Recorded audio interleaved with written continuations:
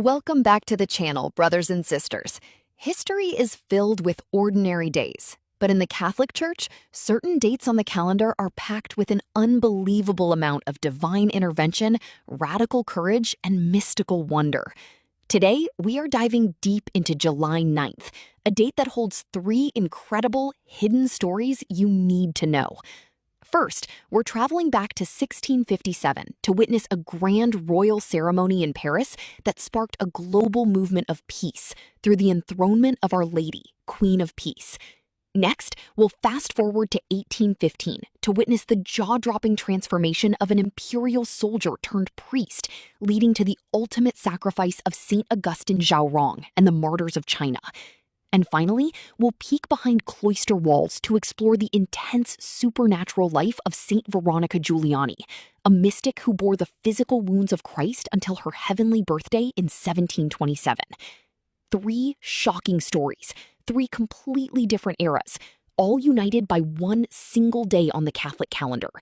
Let's uncover the mysteries and miracles of July 9th. On July 9th, 1657, a major event in Marian history took place in Paris, France.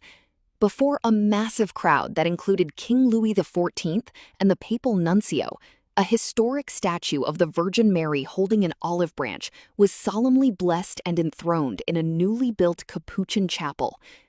The statue, originally a 16th century family heirloom known as the Virgin of Joyeuse, had been brought to the monastery by a family heir who became a friar.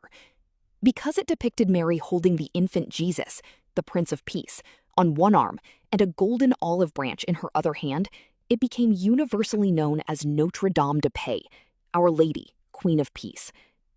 Following this grand July 9 ceremony, Pope Alexander VII officially designated the date as a feast day for the Capuchin community.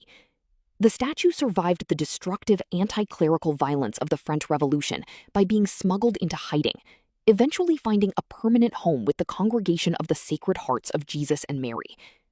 This event solidified a specific, powerful lineage of devotion to Mary, under a title that Pope Benedict XV would later add permanently to the Litany of Loreto during the dark days of World War I, cementing her role as the universal advocate for global harmony.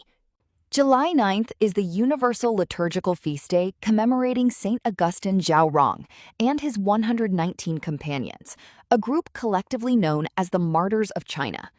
Though their deaths spanned nearly 3 centuries, 1648 to 1930, July 9th honors their shared witness. Augustine Zhao Rong's personal transformation is one of the most compelling narratives in missionary history. He began his professional life as a soldier in the Chinese Imperial Army. During a wave of anti-Christian persecution, he was assigned to escort a captured French priest, Father Gabriel Taurin Dufresne, to his execution in Beijing.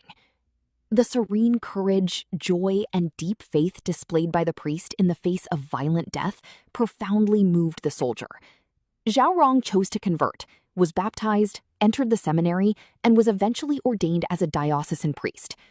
His own ministry was cut short when he was arrested, brutally tortured, and left to die in a dark prison cell on July 9, 1815. Among the 119 others honored on this day were children as young as 9, catechists, and foreign missionaries.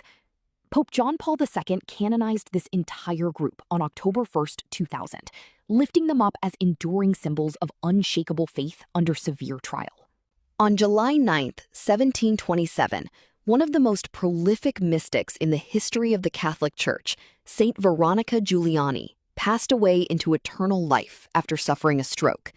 Born Ursula Giuliani in Italy, her mystical journey began in childhood when her dying mother consecrated her to the holy wounds of Jesus. At age 17, she entered the Capuchin Poor Clares, taking the name Veronica in honor of Christ's Passion. For decades, Veronica experienced intense mystical phenomena, including terrifying visions of hell, deep conversations with Christ, and the spiritual phenomenon of transfiguration, a physical wound to the heart mimicking the lance that pierced Jesus.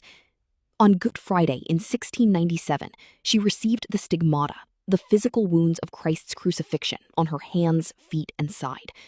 Because of these supernatural claims, church authorities placed her under strict scrutiny. She was isolated, subjected to rigorous medical tests, and treated with deep suspicion by her superiors. Through it all, she maintained profound obedience and humility. Under obedience to her spiritual director, she recorded these experiences in a massive, multi-volume diary that remains a masterpiece of mystical theology. She passed away on July 9th after a 33-day illness, uttering her famous final words, "Love has let himself be found."